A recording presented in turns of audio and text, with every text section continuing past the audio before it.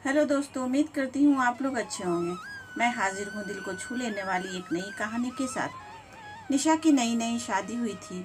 उसको अपने ससुराल में कुछ भी अच्छा नहीं लग रहा था, क्योंकि उसकी सास हमेशा उसे हर बात में टोकती थी और कुछ न कुछ उसके खिलाफ बोलती रहती थी। उसे अपने पिता का घर याद आने लगा। निशा के पिता ने अपनी बेटी की हर ख्वाहिश और ज़रूरतों को पूरा किया था और बहुत लाड से अपनी बेटी को पाला था। निशा अपनी सास की इस बेरुखे बर्ताव की वजह से परेशान हो गई और कई बार तो उसने अपनी सास को खरी खोटी सुना दी, जिसकी वजह से घर का माहौल बिगड़ गया था। तब निशा अपने पिता के घर चली आई और रो रो कर पिता से कहने लगी, पापा, मैं अब उस घर में नहीं जाऊंगी, यहीं आपके पास रहूंगी। अगर आप मना करेंगे तो मैं खुदकुशी कर लूंगी। पिता समझदार थे।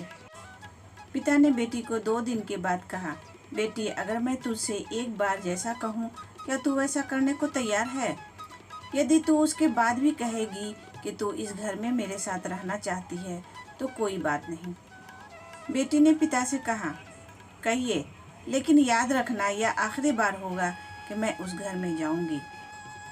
तब पिता ने कहा, वहाँ जाकर जैसे ही तुम्हारी सास तुम्हें कुछ बुरा भला कहने लगे, तभी तुम अपने मुंह में पानी भर लेना और तब तक मुंह में पानी भरे रहना जब तक सासू माँ बोलना ना बंद कर दे, और उसके बाद उस पानी के कुल्ले को नाली में थूक देना और फिर कुछ भी पलट कर मत कहना। निशा को कुछ समझ में नहीं आया, लेकिन निशा तैयार हो गई। निशा ने ससुराल जाकर ऐसा ही किया। जब भी सासू माँ कुछ कहना शुरू करती, फौरन निशा मुंह में पानी भर लेती और बहुत देर तक भरे रहती।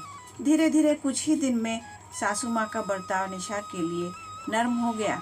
वो सोचने लगी, कितनी अच्छी बहू है, पलटकर कोई जवाब नहीं देती और गुस्सा भी नहीं होती। अब वो उस बहू को बेटी कहने लगी और उसकी तारीफ भी करने लगी। कुछ दिन में सासू माँ का प्यार भरा बर्ताव देखकर बहू भी अपनी सासू माँ को माँ के जैसे प्यार करने लगी और दोनों खूब बातें करती, साथ साथ घूमने और मार्केट भी जाने लगी। कुछ दिनों के बाद निशा के पिता अपनी बेटी से मिलने आए। घर के सभी लोगों ने निशा के पिता का खूब सम्मान किया। फिर जब निशा के पिता अपने घर वापस जाने लगे, तब अपनी बेटी से कहा, बिटिया चलो, अगर तुम मेरे साथ चलना चाहती हो तो अपना सामान पैक कर लो, हम वापस चलेंगे।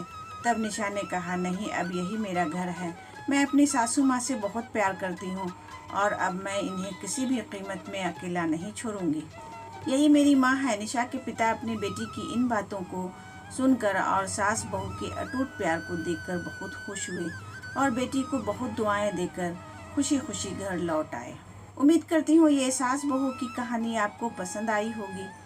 इस कहानी पर आपकी क्या राय है, हमें कमेंट करके ज़रूर बताएं। कहानी पसंद आई हो तो लाइक और शेयर करना बिल्कुल भी ना भूलें। और हाँ, चैनल पर नए हो तो चैनल को सब्सक्राइब ज़रूर करें। कहानी को पूरा सुनने के लिए आपका बहुत बहुत धन्यवाद दोस्तों।